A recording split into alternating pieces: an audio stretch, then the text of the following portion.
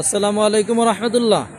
প্রিয় দর্শক ভাইরা, তামিম বাইক গ্যালারি থেকে আজকে যে বাইকটার কন্ডিশন রিভিউ দিব, এটা হলো TVS Apache RTR 160 CC 2018 model.